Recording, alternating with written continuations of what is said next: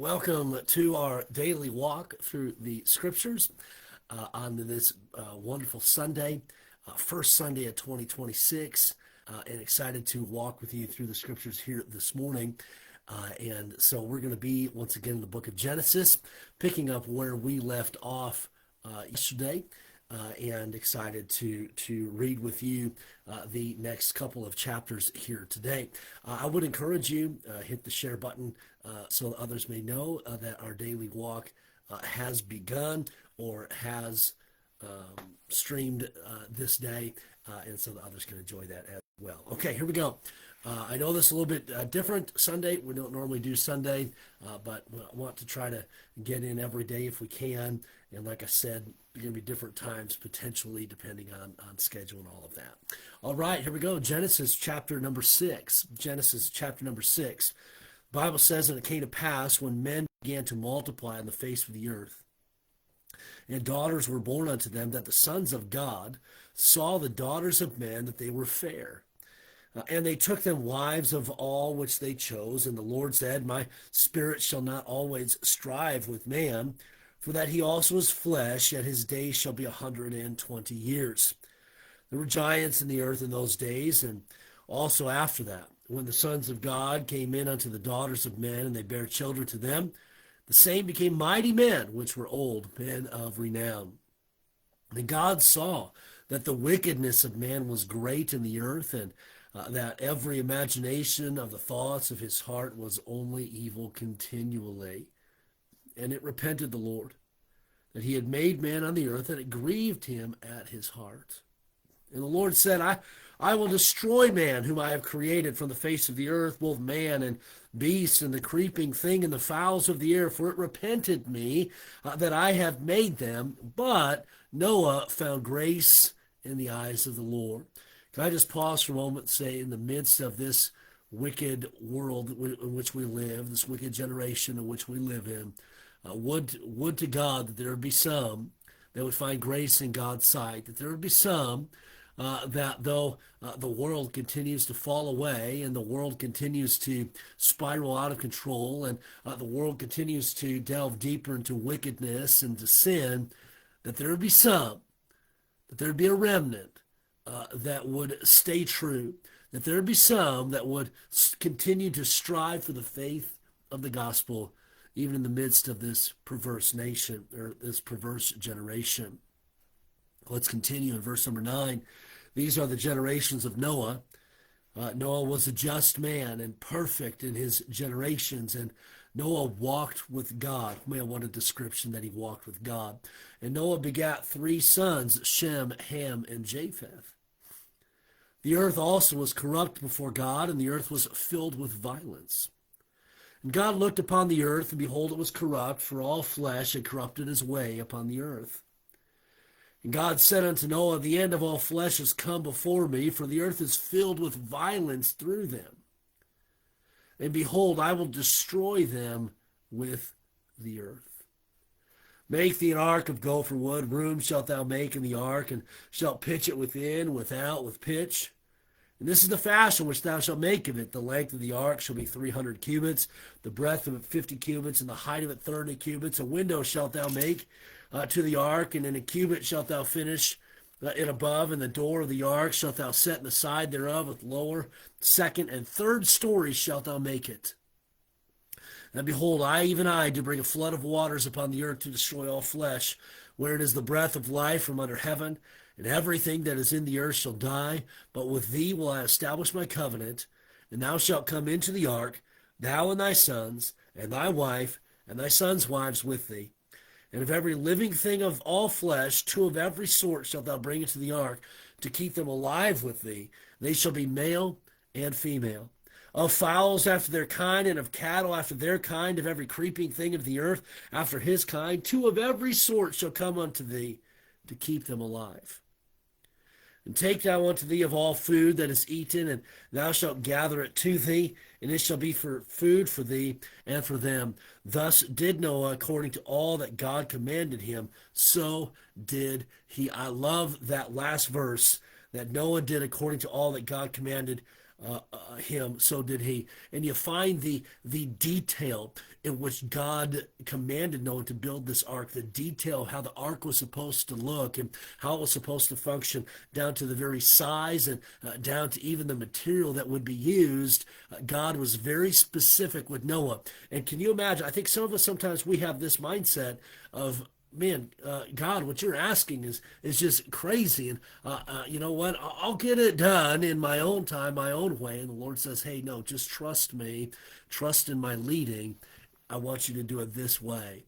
And I'm telling you, when we do things the Lord's way in accordance to his will and his plan, can I just say that it tends to work out a little bit better. I shouldn't say a little bit better, a lot better when we do things God's way rather than our own way.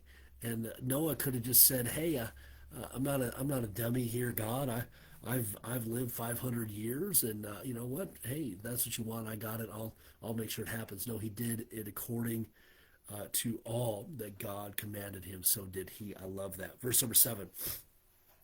And the Lord said unto Noah, come thou and all thy house into the ark, for thee have I seen righteous before me in this generation.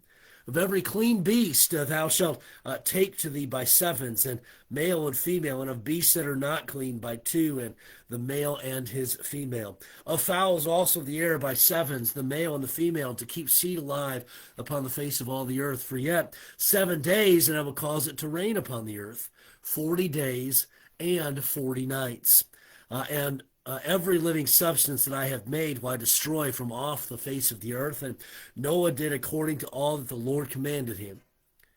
And Noah was 600 years old when the flood of waters was upon the earth.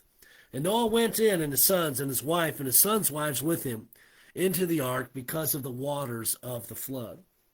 Of clean beasts and of beasts that are not clean, and of fowls and of everything that creepeth upon the earth. There went in two, and two unto Noah into the ark, the male and the female, as God had commanded Noah. And it came to pass after 7 days that the waters of the flood were upon the earth. In the 600th year of Noah's life, in the 2nd month, and the 17th day of the month, the same day were all the fountains of the great deep broken up, and the windows of heaven were opened. And the rain was upon the earth 40 days and 40 nights. The selfsame day entered Noah, Shem, and Ham, and Japheth, the sons of Noah, and Noah's wife, and the 3 wives of his sons with them into the ark. They and every beast after his kind, and all the cattle after their kind, and every creeping thing that creepeth upon the earth after his kind, and every fowl after his kind, every bird of every sort. And they went in unto Noah into the ark, 2 and 2 of all flesh, wherein is the breath of life. And they went in male and female of all flesh, as God had commanded him, and the Lord shut him in. The flood was 40 days upon the earth, and the waters increased and bare up the ark, and it was lift up above the earth, and the waters prevailed and were increased greatly upon the earth. And the ark went upon the face of the waters, and the waters prevailed exceedingly upon the earth, and all the high hills that were under the whole heaven were covered. 15 cubits upward did the waters prevail, and the mountains were covered, and all flesh died that moved upon the earth, both of fowl and of cattle and of beast, and of every creeping thing that creepeth upon the earth, and every man. All in whose nostrils was the breath of life, of all that was in the dry land, died. And every living substance was destroyed which was upon the face of the ground, both man and cattle, and the creeping things, and the fowl of the heaven, and they were destroyed from the earth. And Noah only remained alive, and they that were with him in the ark, and the waters prevailed upon the earth 150 days. How sad that given the opportunity, mankind chose rather to continue in their sin and not heed the warnings of Noah and not listen to the fact that God was going to judge the earth. And mankind, by and large, aside from Noah and his family, missed out on this salvation of this coming judgment and destruction. Verse number 8. And God remembered Noah and every living thing, and all the cattle that were with him in the ark. And God made a wind to pass over the earth, and the waters assuaged. The fountains also of the deep and the windows of heaven were stopped, and the rain from heaven was restrained. And the waters returned from off the earth continually. And after the end of the 150 days, the waters were abated. And the ark rested in the 7th month, on the 17th day of the month, upon the mountain of Ararat. And the waters decreased continually until the 10th month. In the 10th month, on the 1st day of the month, were the tops of the mountains seen. And it came to pass at the end of 40 days that Noah opened the window of the ark, which he had made, and he sent forth a raven, which went forth to and fro, until the waters were dried up from off the earth. And he sent forth a dove from him to see if the waters were abated from off the face of the ground. But the dove found no rest for the sole of her foot.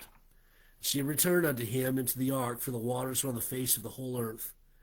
Then he put forth his hand, and took her, and pulled her in unto him into the ark.